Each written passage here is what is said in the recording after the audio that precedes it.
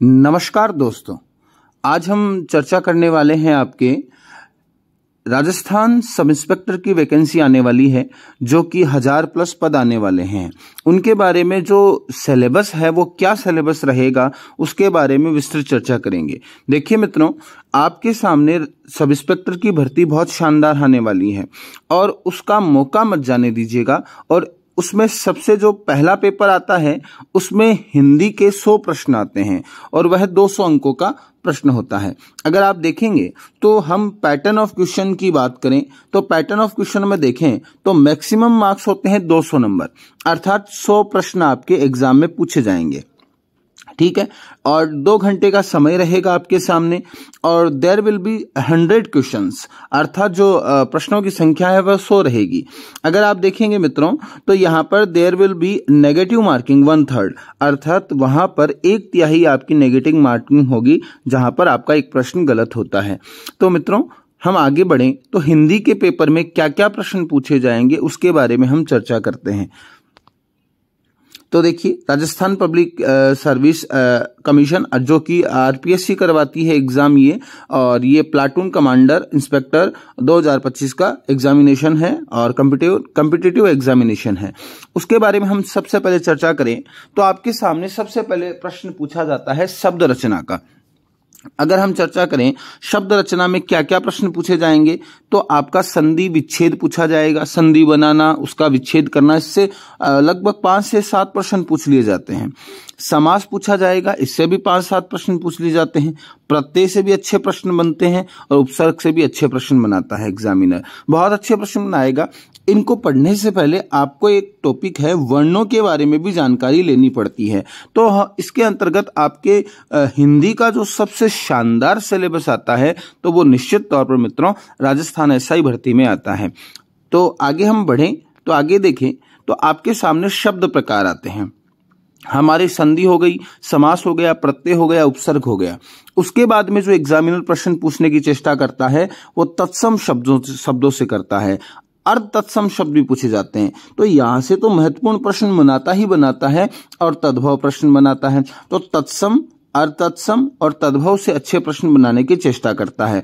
फिर प्रश्न जो बनाता है वो देशज से विदेशज से प्रश्न बनाता है। जो देशज शब्द है अपनी आंचलिक भाषाओं के शब्द हैं, आंचलिक क्षेत्र में जो उत्पन्न हुए शब्द हैं वो हैं विदेशज शब्द हैं, जो कि अरबी, फारसी, आपके जापानीज, चाइनीज, ये शब्दों के बारे में भी आपसे चर्चा करता है और सीधा सा पूछता है कि ये शब्द कहां से लिया गया है। आगे हम चर्चा करें मित्रों तो शब्द प्रकार। अगर हम बात करें शब्द प्रकार जो कि शब्दों के बारे में महत्वपूर्ण चर्चा है, देखिए मित्रों यहां पर लगभग 60% कोर्स जो है वो शब्द प्रकार का बना रहे हैं। विकारी शब्द और अविकारी शब्द। विकारी शब्द में संज्ञा पूछेगा, सर्वनाम पूछेगा, विशेषण पूछेगा और क्रिया पूछेगा और यहां से बहुत ही अच्छे प्रश्न क्वालिटी के बनाएगा। उसके बाद में अविकारी, जिसे अव्यय के नाम से भी जाना जाता है, जो क्रिया विशेषण है, संबंध सूचक अव्यय है और विस्मयादि बोधक अव्यय है, इनसे प्रश्न एग्जामिनर पूछने की चेष्टा करता ही करता है। तो यहां पर हमारे सामने संधि, संधि विच्छेद, प्रत्यय, उपसर्ग के बारे में चर्चा कर लेगा। उसके बाद में तत्सम, तद्भव जो आपके उत्पत्ति के आधार पर है, व्युत्पत्ति के आधार पर प्रश्न है शब्दों के, वो प्रश्न पूछता है। उसके बाद में विकार के आधार पर जो प्रश्न है वो पूछता है। अगर हम बात करें शब्द ज्ञान, जो कि शब्दों का ही एक प्रारूप है जो कि रचना के आधार पर पूछा जाता है। रचना के आधार पर शब्दों में पर्यायवाची, विलोम शब्द, युग्म अर्थभेद, है ना, वाक्यांश के लिए सार्थक शब्द, समश्रुत भिन्नार्थक शब्द, समानार्थी शब्द, उपयुक्त शब्दों का चयन। देखिए ये सब जितने भी उपयुक्त शब्दों का चयन और संबंधवाचक शब्दावली भी आपसे पूछता है, रिलेटिव प्रोनाउंस भी आपसे पूछता है। अच्छे प्रश्न बनाने की चेष्टा करेगा शब्द ज्ञान से। आगे हम बढ़े मित्रों तो यहां पर देखिएगा शब्द शुद्धि, अच्छे प्रश्न बनाएगा। व्याकरणात्मक कोटियां जिसमें परसर्ग है, लिंग है, पुरुष है, वचन है, काल है, वृत्ति है ना, ये आपके प्रश्न बहुत अच्छे प्रश्न पूछता है। यहां से भी बच्चे मात खाते ही खाते हैं, तो इनमें ध्यान देना पूरा जरूरी है हमें। उसके बाद में हमारे सामने आता है वाक्य रचना। वाक्य रचना पूछेगा मित्रों, यहां पर वाक्य शुद्धि पूछेगा, विराम चिन्ह पूछेगा। देखो शब्द और वाक्य दोनों पर बल दिया है, शब्दों पर और वाक्यों पर, वाक्य की रचना और शब्द की रचना, इन दोनों पर बल दिया है। SI सिलेबस में। अगर हम बात करें विराम चिन्हों का प्रयोग पूछेगा, मुहावरे और लोकोक्ति पूछेगा और प्रशासनिक शब्दावली पूछेगा। अगर आप गौर करेंगे मित्रों तो ये सारी स्थितियां बहुत ही अच्छे लेवल की पूछी जाएंगी, नॉर्मल लेवल नहीं होगा, ये बात ध्यान रखिएगा। अगर हम बात करें मित्रों तो आपके सामने जो स्थितियां बनती हैं